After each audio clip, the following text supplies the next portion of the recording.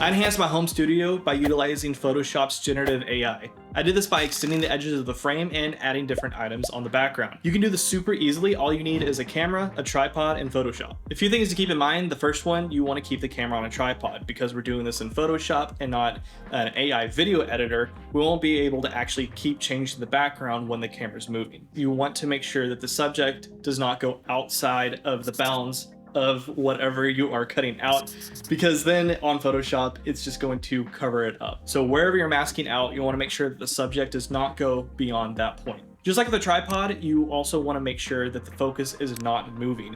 So utilizing manual focus and setting a good focus point is ideal. The reason behind this is because stills lenses have a lot of focus breathing, and whenever you're adjusting focus, it tends to move and adjust the image a lot, and that will really mess up our end product, and it's not going to match up at all. So I really strongly recommend that you set your focus ahead of time. If you have an idea of what the end product's going to look like, that can really help with how you're going to set up your lighting.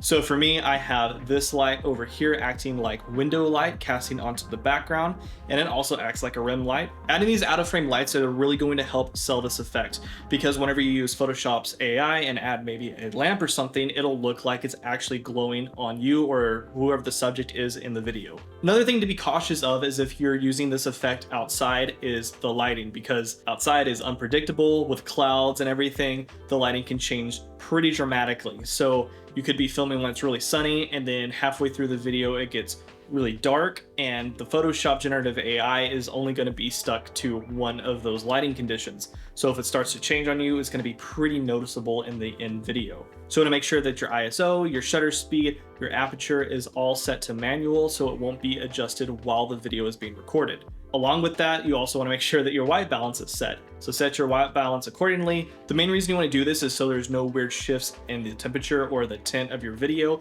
because Photoshop, again, won't be updated to those changes. Now that you've finished everything for pre-production, we're going to move into post-production, which is where we're going to bring in our video clip into Photoshop. There's a couple ways to do this. The way that I would recommend if you're using MP4 MOV footage is just going to Photoshop's import tab and choosing video frames as stills and just choosing one frame out of there.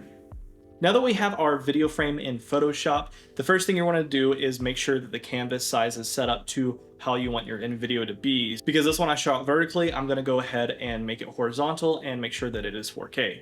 Now we come to the fun part where we start to generate AI around our subject. So select everything around your subject, and I do suggest going up to select and adjusting a feather. There's no magic number to the feather, it's really just whatever looks right to you.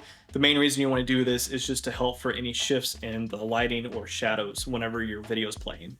After that, we're just going to select everything around our subject and start to generate stuff. Now, Photoshop, they're really cool. They give you 3 options, so you can switch between these, and you don't have to stick with just what they have. You can have it generate more and more until you find what you like. Another tool for selecting is the lasso tool, and this will allow you to create pretty much any shape that you want and have Photoshop generate whatever you want within that shape.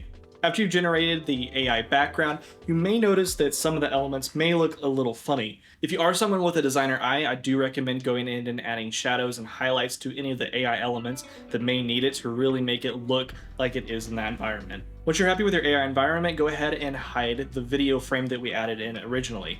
Now go up to export and make sure to export this as a PNG with transparency. And now we're going to throw that clip into our editor. For this one, I'm going to be using DaVinci Resolve, but you can do this with any video editor. If once you layer the AI image on top of your video and the colors don't seem to match, looks a little funky, that's because you probably need to change the color space of that image. While we could stop there, we can make it look even more realistic by adding a couple different elements on this. So for one, we could color grade the image a little bit, add in some film grain or some lens flares, some stuff just on top so it marries the background and the video together. If you want it to look even more realistic, the other things that you can do is add a digital zoom and a camera shake effect.